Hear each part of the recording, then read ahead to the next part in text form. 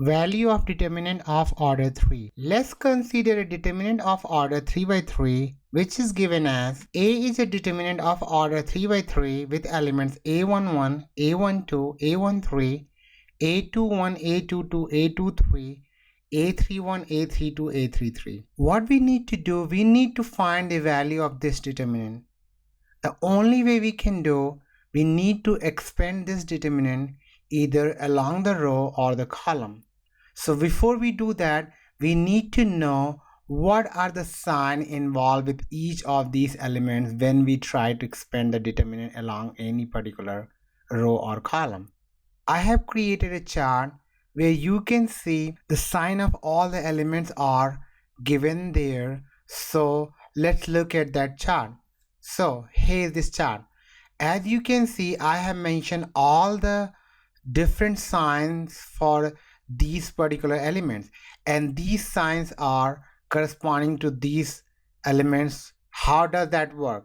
When we expand the determinant, we need to consider the element of the determinant with the sign corresponding to that element. So for an example, if I am considering A11, A11 is a positive. When I'm considering A12, it's a negative number. A13 again positive, A21 negative, A22 positive, A23 negative, A31 positive, A32 negative, and A33 positive. If you look closely, you will see that you are seeing positive and negative sign alternatively.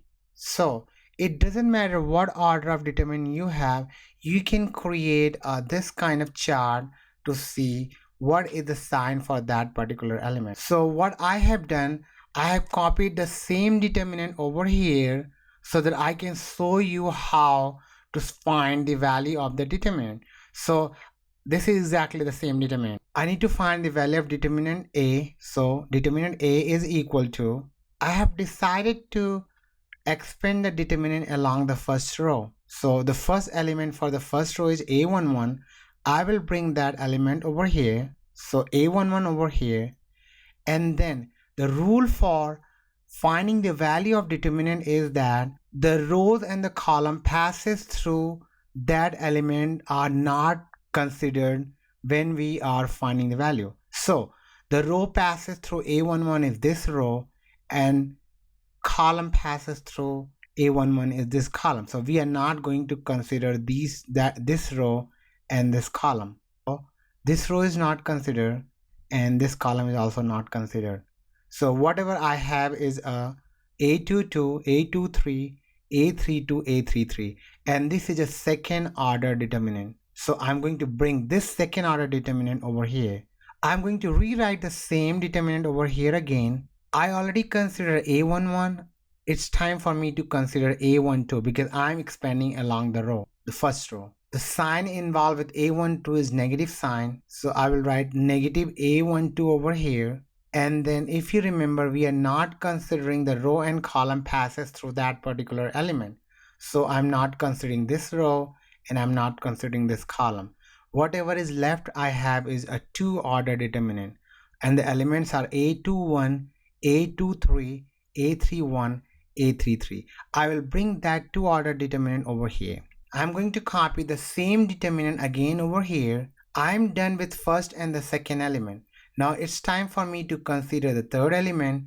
If you look closely, you will see the third element has a positive value. I will write that A13 with positive sign, so it's positive A13 over here. I'm not considering the rows and column passes through that particular element. So first row and third column is not considered. What I have left is A21, A22, A31, A32. And this is a second order determinant. I'm going to bring that determinant down over here next to A13. As you can see, I have expanded the determinant along the first row, and each of these determinants are a second order determinant. It's really easy to expand the second order determinant, so let's do that. Determinant A over here is equal to A11. I will bring A11 over here. Now if you remember from the previous slide, we are cross multiplying and then we are writing the value over here. So I'm going to multiply A22 with A33 and A23 with A32, and which is right here. A12 is over here. Now again, I'm going to cross multiply A21 times A33 minus A23 times A31, which is right here. I'm going to bring my last element plus A13 over here, and again going to cross multiply A21 with A32 and A22 with A31. So it's right here. So this is how we expand a determinant along any row or column. It doesn't matter what row you choose. If you follow the sign over here that we already talked about over here, then you will always get the right value of the determinant.